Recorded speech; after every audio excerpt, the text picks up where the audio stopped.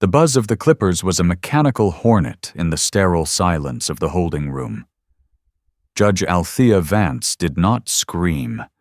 She did not thrash against the zip ties cutting into her wrists. She simply watched her reflection in the one-way mirror, her eyes dark voids of terrifying calculation. Detective Sterling laughed, a wet, ugly sound, as a long, thick lock of her silver-threaded black coils fell to the dirty linoleum floor. It landed on the toe of her $1,000 emerald pump. "Just checking for contraband, sweetheart," Sterling sneered, the vibration of the razor pressing against her scalp. "You people hide all sorts of things in this mess." He didn't see a judge. He only saw a conquest. He had no idea he was shaving the head of the woman who would decide his fate in the morning. The air in the grand ballroom of the LeClaire Hotel smelled of expensive perfume, chilled champagne, and the subtle metallic tang of old money. Crystal chandeliers, massive constructs of light and glass, suspended overhead like frozen fireworks, casting a prism of brilliance over the city's elite. Judge Althea Vance moved through the crowd with the grace of a woman who knew the exact dimensions of her power. At 52, she was statuesque, her skin the color of deep mahogany, unlined and luminous under the lights. She wore an emerald silk gown that draped over her frame like liquid envy, the fabric cascading to the floor in a way that suggested movement even when she stood still. Her hair, usually pinned up beneath a wig for court or pulled back severely, was loose tonight, a magnificent halo of natural coils, threaded with the distinguished silver that marked her years on the bench. She was not merely a guest, she was the keynote speaker, the Honorable Althea Vance, presiding judge of the Superior Court, a woman whose gavel struck with the finality of thunder. But here, amidst the clinking glasses and the murmur of polite gossip, she was simply Althea. "Judge Vance," a voice called out. It was Councilman Holloway, a man whose smile never quite reached his eyes. "A stirring speech on criminal justice reform. Truly, you almost made me believe the system could be fixed." Althea smiled, a practiced expression that offered warmth, without intimacy. "The system is only as broken as the people who enforce it, Councilman. We fix the people. We fix the law." "Idealism," Holloway chuckled, swirling his scotch. "I suppose that's why you sit on the bench and I sit in City Hall. You deal in what should be. I deal in what is." Althea was about to respond with a sharp riposte about the difference between pragmatism and corruption when a ripple of disturbance moved through the room. It wasn't a sound, but a shift in atmospheric pressure. Heads turned toward the gilded double doors. The gentle hum of the string quartet faltered, then died entirely. Blue lights flashed aggressively against the floor-to-ceiling windows, bleeding through the sheer drapes. The doors burst open, not with the pomp of a late arrival, but with the kinetic violence of a raid. 6 officers strode in. They were not the hotel security, nor were they the polite, blazer-wearing detectives usually reserved for this zip code.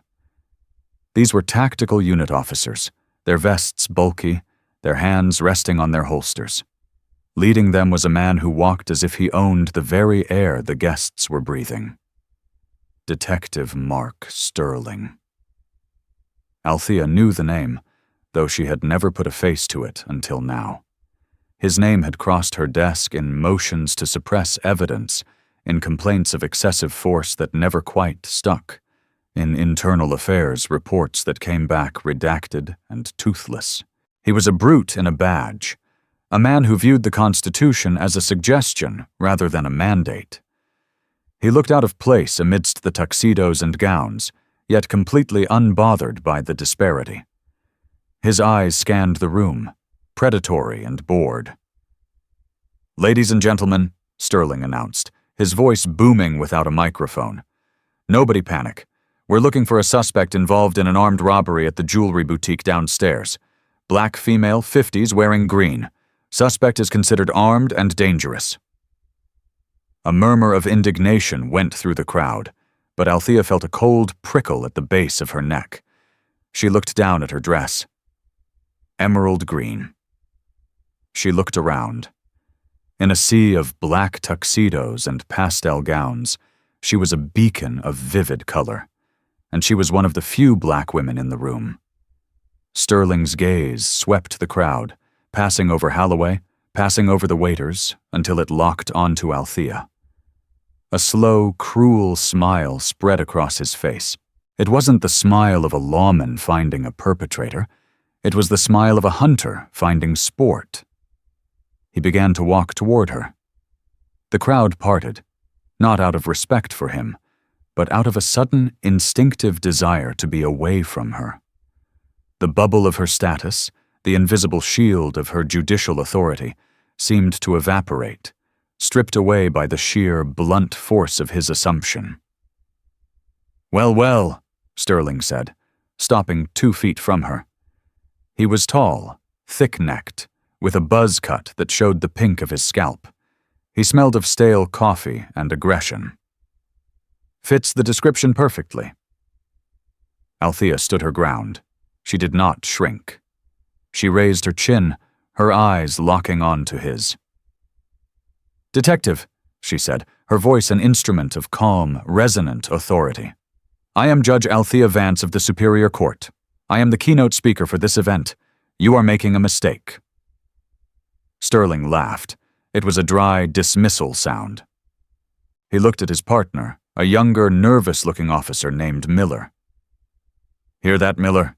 She's a judge. They're always something, aren't they? Last week, the guy with the crack pipe was the King of England." "I have identification in my clutch," Althea said, moving her hand slowly toward the small, beaded bag on the cocktail table beside her. "Don't reach," Sterling barked, his hand flying to his weapon. The room gasped. Althea froze. The absurdity of it washed over her.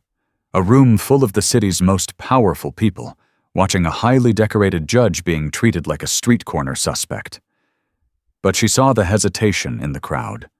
She saw Holloway take a step back, sipping his drink. She saw the uncertainty. "Is it possible?" their eyes seemed to ask. Does she have a secret life? Racism, she knew, was a masterful storyteller. It could make a room full of geniuses believe the impossible, simply because it confirmed a bias they didn't know they held. "Hands behind your back," Sterling ordered, pulling a pair of zip ties from his vest. "Detective Sterling," Althea said, her voice dropping an octave, becoming the voice that had sentenced hardened cartel leaders to life without parole. "Think very carefully about your next move. There are witnesses here. I am a jurist of this state. If you touch me, you are ending your career." Sterling stepped into her personal space, looming over her. "You think a fancy dress and a fake title scares me? We got a witness downstairs said the perp ran up here. You fit the description. You're coming with us." He didn't wait for compliance. He grabbed her wrist. His grip was shockingly hard, bruising the delicate skin. He spun her around with a violence that nearly sent her crashing into the table. The champagne flutes rattled. "Officer, this is absurd," a voice cried out. Justice Pendergast, an old, white colleague of hers. "That is Judge Vance." "Back off, Gramps, or you go for obstruction," Sterling snapped over his shoulder. He yanked Althea's arms behind her back. The zip ties ratcheted shut with a sickening zzzt sound. They were too tight. Immediately, her hands began to throb. "You are making a mistake," Althea repeated, speaking not to him, but to the record she was already assembling in her mind. Unlawful seizure, excessive force, failure to investigate exculpatory evidence. "You have the right to remain silent," Sterling muttered, pushing her forward. "So shut up." He shoved her. Judge Althea Vance, who had walked into the room as a titan of the law, was marched out like a criminal, her emerald silk rustling against the tactical gear of a man who saw nothing but her skin. The back of the patrol car was a cage of hard plastic and stale vomit. Althea sat at an awkward angle, her hands numb behind her back, the sequins of her gown catching on the cracked vinyl seat. The plexiglass divider separated her from Sterling and Miller, but it did nothing to block their conversation. "Did you see the look on her face?" Sterling crowed, slamming his hand against the steering wheel as he merged aggressively into traffic. "I'm a judge." "Yeah, and I'm the Pope." Miller, sitting in the passenger seat, sounded less certain. "I don't know, Mark. That old guy seemed pretty sure. And she didn't act like the usual skells." "It's an act, Miller. It's always an act," Sterling spat. "These people, they get a little money, steal a nice dress, and suddenly they think they're untouchable. Robbery suspect matches the description. Black female, green dress, boom, case closed. We bring her in, let the witness ID her, then we book her. But shouldn't we check her ID first, before we process her?" Miller asked. "We'll check it at the station. If I checked every fake ID on the street, I'd never get anything done." Sterling caught Althea's eyes in the rearview mirror. He winked. A grotesque, conspiratorial wink. "Besides, she needs to learn a lesson. You don't talk back to the police. I don't care who you pretend to be." Althea sat in the dark, breathing rhythmically. Inhale for 4, hold for 4, exhale for 4. It was a technique she used before delivering a difficult verdict. Now it was the only thing keeping her from shattering. The pain in her shoulders was excruciating. The zip ties were cutting off circulation.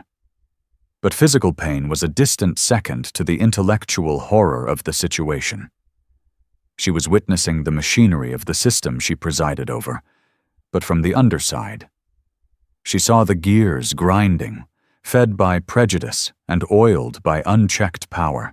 She realized with a jolt of terrifying clarity that if she were anyone else, if she were a teacher, a nurse, a mother without connections, this night would ruin her life. Even if the charges were dropped, the arrest record, the mugshot, the humiliation would remain. But she was not anyone else. She leaned forward as much as the restraints allowed. "Officer Miller," she said, her voice projecting clearly through the partition mesh. "I want you to listen to me very closely. My name is Althea Vance. My badge number, judicial ID, is 89404. I preside in courtroom 4B. Tomorrow morning the docket includes State vs. Henderson. The lead detective on that case is Mark Sterling." The car swerved slightly. Sterling corrected it, glaring at her in the mirror. "Shut up back there." "You have a hearing tomorrow at 9:00 a.m., detective," Althea continued, her voice devoid of fear. "Regarding the admissibility of a coerced confession, you are expected to testify." For a second, silence filled the car. Miller looked at Sterling, his eyes wide. "Mark, how does she know that?" "She probably looked up my name on her phone before we grabbed her," Sterling dismissed, though his knuckles were white on the wheel. "Trying to spook us, it's a common tactic. Intellectual intimidation." "It's not intimidation, detective," Althea said softly. "It is a statement of fact, and facts are stubborn things." "I said shut up." Sterling slammed on the brakes. The car jerked violently. Althea was thrown forward, her shoulder slamming into the hard plastic divider.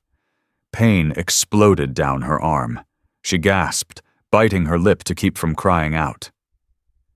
"Rough ride, huh?" Sterling chuckled.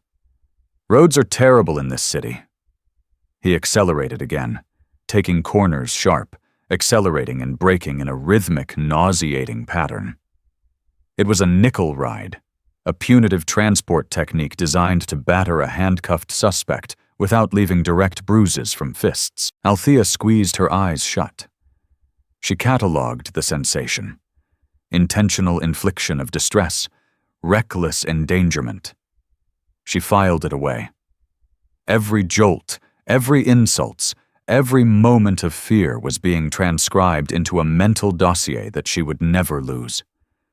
She focused on the image of her courtroom, the mahogany bench, the great seal of the state on the wall behind her, the silence when she entered. That was her reality. This smelling, violent box was a temporary aberration. I am the law, she told herself. I am the law, and the law is patient. The precinct was a sensory assault. Fluorescent lights that buzzed like dying insects, the smell of ammonia masking the smell of unwashed bodies, the chaotic symphony of phones ringing and shouting voices. Sterling paraded her through the bullpen like a trophy. He gripped her upper arm, his fingers digging into the muscle, marching her past the desks of other detectives. "Look what we bagged at the Pierre," Sterling announced to a few of his colleagues. "Classy, right? Swears she's a judge." Laughter rippled through the room. It was casual, dehumanizing laughter. Althea saw the faces of men she had likely seen on the stand, men whose warrants she had signed. They didn't recognize her. Why would they? To them, she was a robe and a gavel, or she was a suspect. There was no middle ground. Without the trappings of her office, without the elevated bench, she was just another black woman in a green dress on a Friday night. They brought her to the booking area. The booking sergeant, a tired-looking woman named Rodriguez, looked up. "Name?" "Judge Althea Vance," Althea said clearly. Sterling rolled his eyes. "Jane Doe, refused to ID, suspected of grand larceny." "I am offering my identification," Althea said. "It is in my purse, which Detective Sterling seized." "Purse is evidence," Sterling snapped. "Process her." "Mark, she's pretty well dressed for a Jane Doe," Rodriguez muttered, looking at the quality of the silk, the pearls at Althea's throat. "Stolen," Sterling said. "All of it. Look, we got a call about the hair, too. Witness said the perp had something hidden in the hair. A blade, maybe? Or the diamonds?" Althea's blood ran cold. "That is a lie.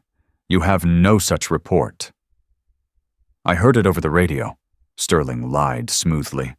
He turned to Althea, his eyes gleaming with a malice that went beyond police work. This was personal. It was the resentment of a man who hated to see power in hands that didn't look like his. He wanted to break her composure. He wanted to see the judge act crumble and the scared suspect emerge. "We need to search the hair," Sterling said. "Safety protocol." "You can pat it down," Althea said, her heart hammering against her ribs. "You are permitted a Terry stop frisk. You are not permitted to alter my person." "Can't feel a razor blade through all that wool," Sterling said, reaching out and grabbing a handful of her hair. Althea flinched. The violation was electric. His hand was rough, violating the sanctity of her body. "Get your hands off me." "Resisting!" Sterling shouted, though she hadn't moved her feet. "She's resisting! Miller, hold her!" Miller hesitated, but the chain of command and the pressure of the precinct culture kicked in. He grabbed Althea's other arm. "Ma'am, just stop fighting." "I am not fighting!" Althea cried out, her composure finally fracturing under the physical assault. "I am submitting to an illegal search under duress. Detective Sterling, if you do this, there is no hole deep enough for you to hide in." "Threatening an officer," Sterling noted, dragging her toward a metal chair in the corner of the room. A pair of electric clippers sat on a trolley, usually used for lice-infested transients or to cut restrictive clothing. He shoved her into the chair. He didn't bother to unshackle her hands. She was bent forward, her forehead pressed against the cold metal edge of the table. "Mark, this seems excessive," Miller said, his voice trembling. "We can just run her through the metal detector again." "Machine's broken, you know that," Sterling lied. He picked up the clippers. He flipped the switch. The buzz was loud, angry. Althea saw her reflection in the darkened window of the holding cell opposite. She saw the terror in her own eyes. She realized he wasn't going to look for diamonds. He was going to take her dignity. Her hair was a symbol of her heritage, of her self-acceptance, a crown she had worn proudly in a profession that often demanded assimilation. "Please," she whispered. It was the only time she begged. "Don't." "Safety first," Sterling mocked. He didn't do it gently. He didn't shave the whole head. He drove the clippers into the side of her skull, right above the ear. Zasht! The sound was a tear in the fabric of her reality. Althea felt the cold steel against her scalp, then the falling weight. A massive chunk of silver-black coils detached and slid down her shoulder, landing on the emerald silk like a dead animal.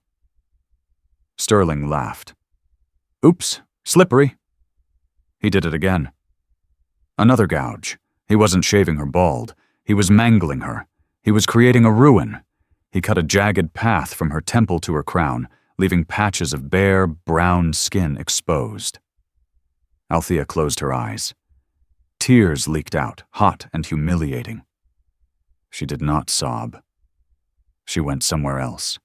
She went to her chambers. She went to the law library. She recited the 14th Amendment.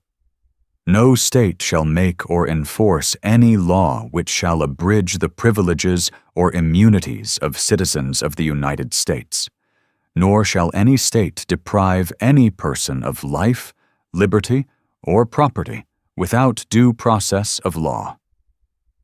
"See? Nothing in there," Sterling said after a minute.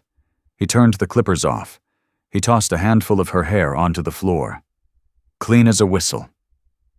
Althea sat up slowly. The air hit the bare spots on her scalp, cold and shocking. She looked at the floor. Her hair. Her crown. She looked up at Sterling. The tears had stopped. Her face was a mask of stone. The fear was gone. In its place was something ancient, something indestructible. Sterling wiped his hands on his pants. "Book her. Put her in the tank. We'll sort out the ID in the morning." "You have made your record, Detective," Althea said. Her voice was barely a whisper, but it carried across the room. "Now I will make mine." Sterling snorted, turning his back on her. Yeah, tell it to the public defender." He walked away, feeling like a giant. He had crushed the uppity woman in the green dress. He had won. He had no idea that he had just signed his own death warrant. Not a death of the body, but a death of the life he knew. He had just shaved the head of the woman who held his future in her mutilated hands. And morning was coming fast. The holding cell, known universally in the precinct as the tank, was a concrete box designed to strip the human spirit of its scaffolding. It smelled of old urine, industrial disinfectant, and the sour sweat of panic. There were no windows, only the buzzing, caged bulb overhead that cast a jaundiced light on the women huddled on the metal benches. Althea Vance sat in the corner, her back straight, her legs crossed at the ankles despite the ruin of her gown. The emerald silk was stained with the grime of the patrol car and the floor of the booking room. One of her heels had broken during the scuffle, so she had removed them, placing them neatly beside her bare feet. But the most striking thing was her head. The jagged, brutal path Sterling's clippers had cut through her hair was a raw wound on her dignity. The cold air of the cell stung the exposed skin of her scalp. She did not cover it. She did not hide her face in her hands like the woman weeping softly on the opposite bench. Althea wore the mutilation like war paint. "You okay, Auntie?" The voice was small, trembling. Althea turned her head slowly. A girl, no older than 19, was sitting next to her. She was wearing a torn halter top and jeans, her mascara smeared in raccoon circles around terrified eyes. She was shaking, likely from withdrawal or sheer adrenaline. Althea looked at her. In her courtroom, this girl would be a file number, a pre-sentencing report, a statistic. Here, she was a shivering creature seeking warmth. "I am functioning," Althea said, her voice raspy but steady. "Are you injured?" The girl hugged her knees. "They said I stole a phone. I didn't. I found it." Possession of stolen property, Althea murmured, the statutes scrolling automatically through her mind. If it's your first offense, and the value is under $500, you're looking at a misdemeanor. Do not sign anything. Do not speak to the detectives without a public defender. When you go before the magistrate, look him in the eye. Do not mumble. The girl stared at her. You a lawyer or something? You dress fancy for a thief. I am not a thief, Althea said. She touched the bare patch on her skull. And neither are you, until a court says so. Remember that. They can take your clothes, they can cut your hair, but they cannot take your truth unless you give it to them. The steel door clanged open. A corrections officer, a heavy-set woman with keys jingling at her belt, stepped in. Phone call, Jane Doe. You want it or not? Althea stood up. She picked up her shoes. She walked to the door with a regality that made the officer step back involuntarily. My name, Althea said, is Judge Vance. She was led to a wall phone in the hallway. Her hands were still zip-tied, though they had cut the plastic to let her use the receiver. Her wrists were raw, the skin abraded and bloody. She dialed a number she knew by heart. It rang twice. This better be good, a sleep-thickened voice answered. It was Marcus Thorne, the chief judge of the criminal division. Marcus, Althea said. There was a pause. The silence on the other end was absolute. Althea, it's 3 a.m. You sound different. Where are you?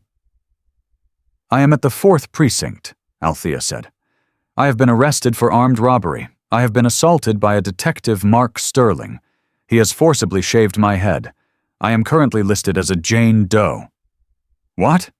Marcus's voice cracked, the sleep vanishing instantly. Althea, are you... Is this a joke? I am in the holding tank, Marcus. I need you to wake up the police commissioner. I need you to come down here. And Marcus? Yes? Bring a robe. Mine is in my chambers. I don't think I'll have time to retrieve it before the docket call.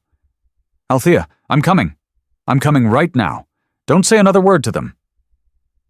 Althea hung up the phone. She looked at the officer guarding her. The woman was chewing gum, looking bored. Done? The officer asked.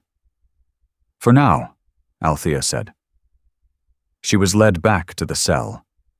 She sat down again. She closed her eyes and began to prepare.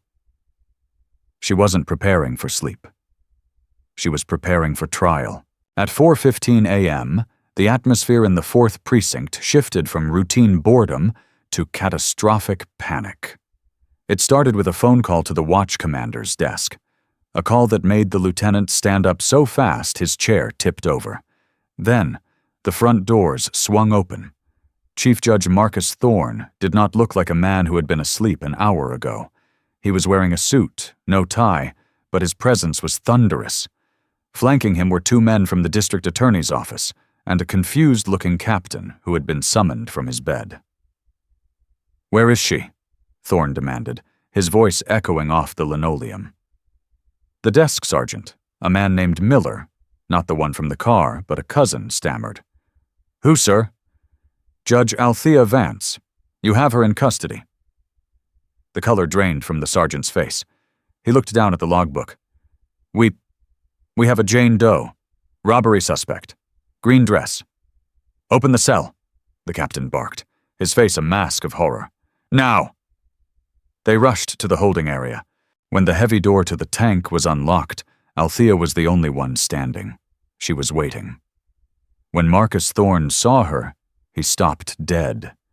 He took in the ruined dress, the raw wrists, and the shocking, violent unevenness of her hair.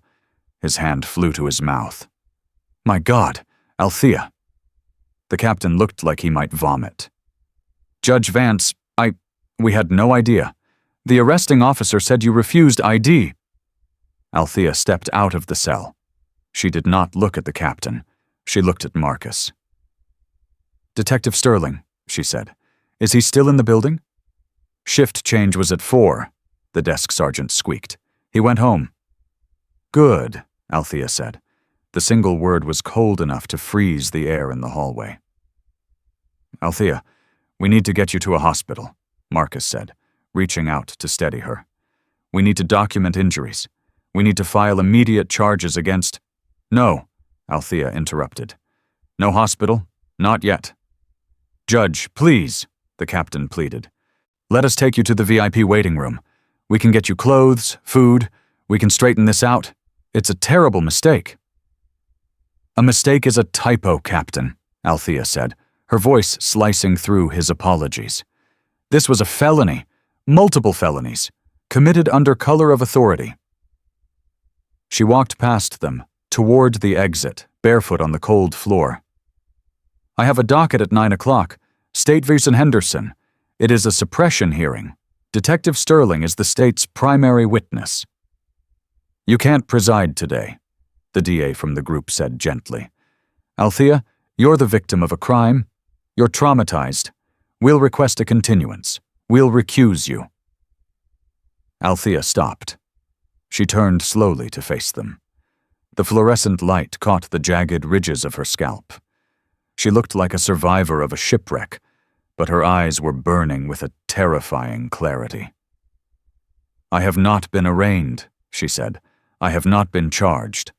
Legally, I am a free citizen, and as the presiding judge of courtroom 4B, I control my calendar. There will be no continuance."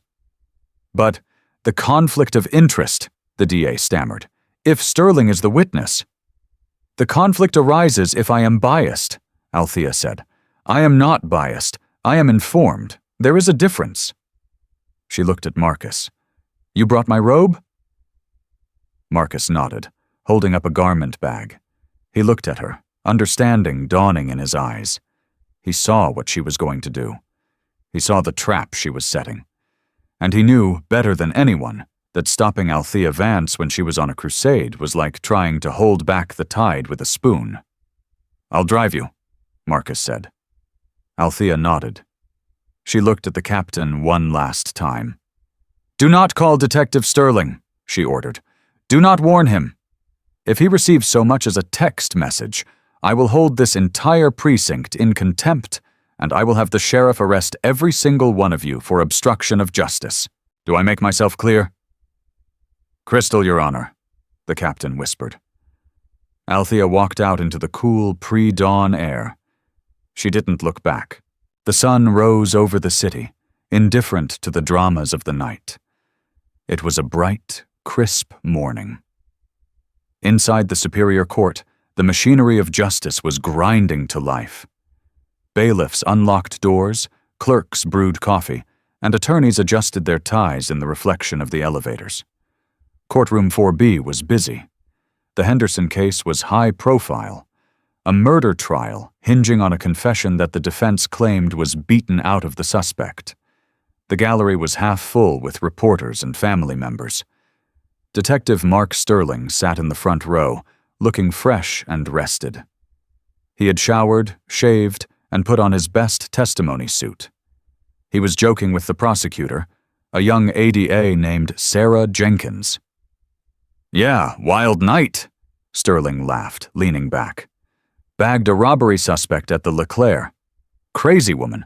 Claimed she was the Queen of Sheba or something." "Did you get the jewelry back?" Jenkins asked, distracted, shuffling her files. "Nah, probably ditched it. But we got her. She's cooling her heels in the tank. Probably plea it down to petty theft." Sterling checked his watch. "Where's the judge? Vance is usually a stickler for time." "She's here," the bailiff said, standing by the door to chambers. "She's just preparing." Inside her chambers, Althea Vance stood before the mirror. She had showered at her home, scrubbing the smell of the cell from her skin until it was raw. She had put on her makeup, impeccable, sharp, but she had not put on a wig. She stared at her reflection. The hair was a disaster. Patches of scalp, tufts of varying lengths. It looked like the aftermath of an illness or a torture session, which, she supposed, it was. She reached for the black silk robe. She slipped her arms into the sleeves. The weight of it was familiar, grounding. It was armor. She zipped it up. It covered her neck, hiding the bruises from the zip ties on her shoulders, though the marks on her wrists were visible if one looked closely. She took a deep breath. She didn't try to hide the hair. She didn't wrap it. She needed the world to see. She needed him to see. "Ready, Judge?" her clerk David asked from the doorway. He had been crying earlier when she told him, but now he was pale and resolute. "Open the court," Althea said. David nodded and opened the door. He stepped into the courtroom. "All rise." The rustle of fabric as 50 people stood up. Detective Sterling stood, buttoning his jacket, looking confident. He gazed toward the bench, expecting the familiar figure of Judge Vance, the stern black woman with the silver-threaded bun. Althea walked out. The silence that fell over the room was not the respectful silence of protocol. It was the silence of shock. It was a gasp that got stuck in 50 throats simultaneously. She ascended the 3 steps to the bench. She moved slowly. Her head, with its brutalized, shorn patches, was stark against the dark wood of the paneling behind her. She looked like a monk, or a warrior who had just walked off a battlefield. She stood behind her chair. She looked out over the courtroom. Her eyes swept the gallery, the defense table, the prosecution. And then they landed on Detective Mark Sterling. Sterling was smiling, a half-formed expression of professional courtesy that froze as his brain tried to process the visual data. He blinked. He squinted. He saw the face, the high cheekbones, the dark skin. He saw the hair, the jagged cut above the ear, the exact spot where his clippers had bitten in. His mouth opened. His eyes went wide, the pupils dilating in pure, unadulterated terror. The color drained from his face so fast he looked like he was fainting. He gripped the back of the bench in front of him, his knuckles white. "No," his lips mouthed. "No, no way." Althea held his gaze. She saw the recognition hit him like a physical blow. She saw the moment his world collapsed. She saw him realize that the Jane Doe in the green dress, the woman he had laughed at, the woman whose hair he had swept off the dirty floor, was the woman now towering 6 feet above him, holding the gavel. She didn't smile. She didn't frown. She was a statue of judgment carved from obsidian. "Be seated," she said. Her voice was the same one from the car, the same one from the booking room. The courtroom sat. Sterling sank into his seat, his legs losing their strength. He was trembling. He looked for the exit, but the bailiff was standing there. Althea sat. She arranged her files. She pulled the sleeves of her robe down, but as she reached for her water glass, the bruised, lacerated skin of her wrists was clearly visible to the front row. "We are on the record in the matter of State versus Henderson," Althea said. "The court understands there is a motion to suppress the defendant's confession based on allegations of police coercion and physical intimidation." She paused. The room was so quiet you could hear the hum of the HVAC system. "The state intends to call Detective Mark Sterling to refute these allegations," Althea continued. She looked directly at Sterling. He was sweating now, a profuse, oily sheen on his forehead. "Is the detective ready to testify?" Althea asked. The prosecutor, Ms. Jenkins, looked at Sterling. She saw his state, the sweat, the terror. She looked back at the judge, confused by the strange appearance but sensing the tension. "Your Honor, the state calls Detective Sterling." "Take the stand," Althea commanded. Sterling stood up, his knees knocked together. He walked to the witness box as if walking to the gallows. He climbed the steps. He sat down. He was now 3 feet away from her. He couldn't look at her. He looked at his lap. "Raise your right hand," the clerk said. Sterling raised his shaking hand. "Do you swear to tell the truth, the whole truth and nothing but the truth, so help you God?" Sterling tried to speak. His throat was dry. I do. State your name and occupation for the record, Althea said. Her voice was right next to him. It was the voice of doom. Detective Mark Sterling, 4th Precinct. Detective Sterling, Althea said, turning her chair to face him fully. The damage to her head was inches from his face. This hearing concerns the credibility of your police work, specifically whether you respect the constitutional rights of those in your custody. Sterling flinched. Are you feeling unwell, Detective? Althea asked solicitously. You seem to be having trouble looking at the court. No, I'm fine, Sterling croaked. Good, Althea said. She leaned forward. Because before we begin with the state's questions, the court has a few preliminary inquiries regarding your methods of establishing identity and your adherence to safety protocols regarding contraband. Sterling's eyes snapped up to hers. He saw the abyss. He saw the end of his pension, his badge, his freedom. Tell me, Detective, Althea said, her voice dropping to a terrifying whisper that the microphone picked up and amplified to every corner of the room. When you search a suspect, do you find that hair is often a hiding place for dangerous weapons? The courtroom gasped. The defense attorney looked up, sensing blood. The prosecutor froze. Sterling opened his mouth, but no sound came out. Althea waited. She had all the time in the world. Answer the question, Detective, she said, and the gavel hung in the air, ready to fall. The silence in courtroom 4B was no longer empty. It was heavy, suffocating, pressing down on the lungs of everyone present. It was the specific, terrified silence of a predator realizing the cage door has locked behind him. Detective Mark Sterling sat in the witness box, his hands gripping his knees so hard his knuckles were translucent. He looked at the prosecutor, Sarah Jenkins, pleading with his eyes for an objection, a recess, an asteroid strike, anything to stop the woman in the black robe.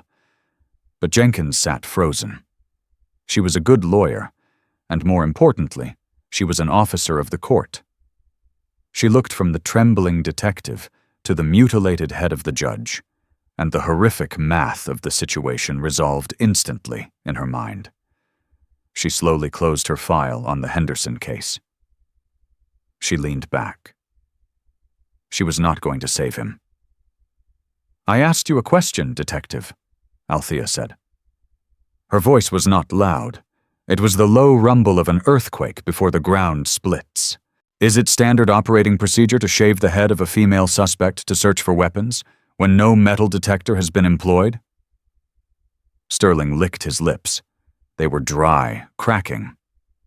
It was a judgment call, field discretion.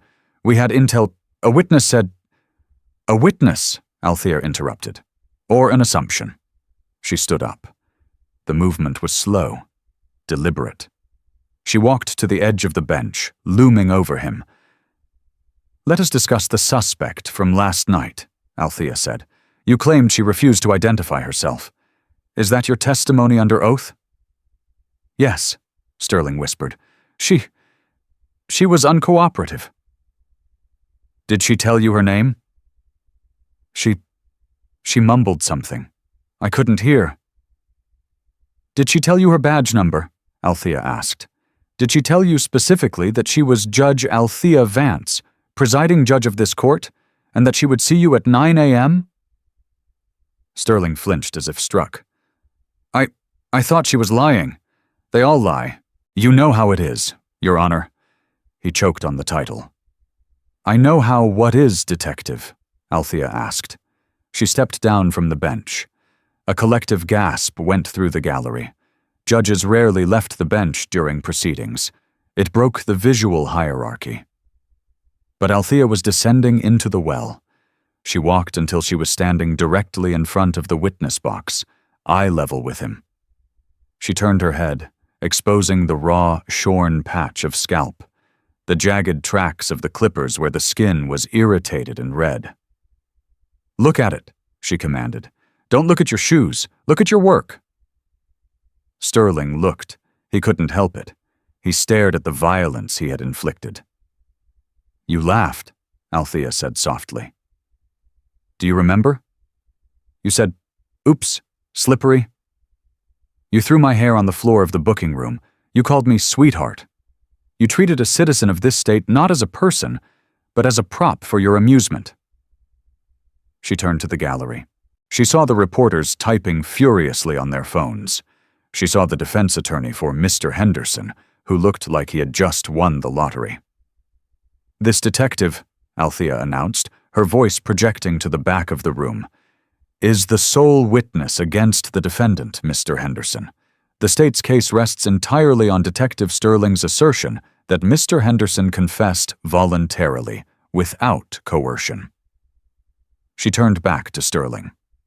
"If you are willing to brutalize a sitting judge in a hotel ballroom because you didn't like her tone, because you didn't like her skin, because you felt powerful, what did you do to Mr. Henderson in the dark of an interrogation room when no one was watching?" Sterling crumbled. The facade of the tough cop, the thin blue line warrior, evaporated. He began to weep. It was a pathetic, sniffling sound. "I didn't know," he sobbed.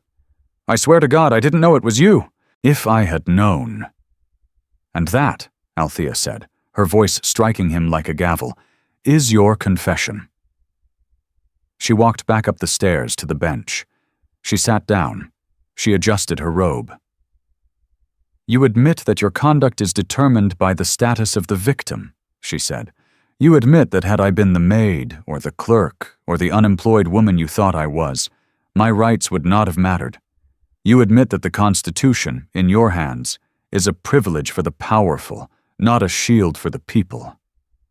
She looked at the prosecutor. "Ms. Jenkins?" Sarah Jenkins stood up. Her face was pale. "Your Honor, the state moves to dismiss all charges against Mr. Henderson with prejudice. We withdraw Detective Sterling as a witness. We apologize to the court."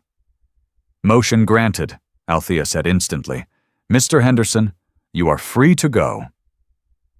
The defendant, a young black man in an orange jumpsuit, put his head on the table and sobbed. "As for you, Detective Sterling," Althea said. She didn't look at him. She looked through him. "You are in contempt of this court. You have committed perjury. You have committed assault. Bailiff, take Detective Sterling into custody." The bailiff, a man who had worked with Sterling for 10 years, didn't hesitate. He pulled his handcuffs from his belt. He walked over to the witness box. "Mark," the bailiff said quietly, "stand up." Sterling stood, his legs wobbling. He was led away in cuffs, weeping, passing the very spot where he had sat triumphantly only minutes before. Althea watched him go. She felt no joy. She felt only a heavy, exhausting sorrow. "Court is adjourned," she said. She banged the gavel. It sounded like a gunshot. The walk from the courtroom to her chambers was a gauntlet. The hallway was already swarming. Cameras flashed. Microphones were thrust over the shoulders of deputies. Questions were shouted like accusations. Judge Vance, will you sue the city? Is this a racial incident? What did he say to you?" Althea didn't stop. She stared straight ahead, her face a mask. Marcus Thorne was waiting for her at the door to the judge's corridor, flanked by security. He ushered her in and slammed the heavy oak door, silencing the chaos. Inside the quiet of the corridor, Althea finally sagged. The adrenaline that had sustained her since the holding cell evaporated, leaving her trembling. She leaned against the wall, sliding down until she was crouching, her robe pooling around her. "Althea," Marcus said, kneeling beside her. "I've got a doctor here, and the mayor is on line 1.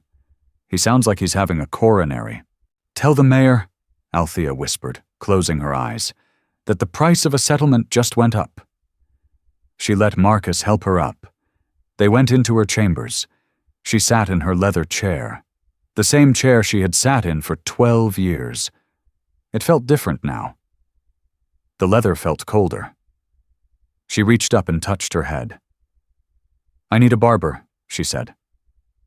"We can get a stylist to come here," Marcus offered, "or a wig specialist, the best in the city. We can hide it, Althea, until it grows back." Althea looked at him. She saw the concern, the love, but also the instinctive desire to cover the shame, to fix the ugliness so the system could pretend it hadn't happened. "No," she said firmly. "No wigs. I want it even." An hour later, an old barber named Mr. Henderson, no relation to the defendant, but a fixture in the neighborhood, arrived with his kit. He didn't ask questions. He saw the damage, he saw the judge's face, and he understood. He draped a cloth over her shoulders, covering the judicial robe. The buzz of his clippers was soft, rhythmic, unlike the angry hornet of Sterling's machine. Althea watched in the mirror as he worked. He didn't try to hide the bald patches. He shaved the rest of her hair down to match them. He took the silver-threaded coils, the long, beautiful hair she had grown for a decade, and he cleared it all away. When he was done, Althea looked at herself. Her head was almost entirely bald, a close-cropped fuzz of gray and black remaining. The scars from the clippers were visible, angry red lines against her dark skin. Her cheekbones looked sharper. Her eyes looked bigger, more ancient. She didn't look like the polished political figure she had been yesterday. She looked like a survivor. She looked like a warrior monk. "It suits you, Your Honor," Mr. Henderson said softly, dusting her neck. "Shows the strength of the bone." "Thank you," Althea said. There was a knock on the door. Knock. It was her clerk, David. "Judge," he said. "The girl, the one from the cell, Jane Doe number 2. Her public defender is asking for a bail hearing. They're in Arraignment Court 3. Althea stood up. She removed the barber's cloth. She adjusted her robe. "Marcus," she said, "call Arraignment Court 3. Tell Judge Miller I'm coming down to observe." "Althea, go home," Marcus pleaded. "You've done enough. You need rest." "I can rest when I'm dead," Althea said. "Right now I have a witness to check on." She walked out of her chambers, her bald head shining under the lights, the black robe billowing behind her like the wings of a dark angel. 3 months later, the city was still reeling. The Vance incident, as the papers called it, had sparked protests, resignations, and a federal investigation into the 4th Precinct. Detective Sterling was out on bail, awaiting trial for deprivation of civil rights under color of law. His defense, that he made an honest mistake, was being shredded daily in the court of public opinion. But inside the courthouse, the work continued. The grand ballroom of the LeClaire Hotel was full again. This time, it was the annual Bar Association Gala. The atmosphere was different than the night of the raid. There was a nervous energy. The police presence outside was massive, but respectful. Althea Vance stood at the podium. She was not wearing a wig. Her hair had grown in slightly, a short, tight halo of silver and black velvet. She wore a gown of deep crimson, her shoulders bare, revealing the faint, faded yellow bruising that still lingered. She looked out at the crowd, at the judges, the lawyers, the politicians. She saw the discomfort in their eyes when they looked at her hair.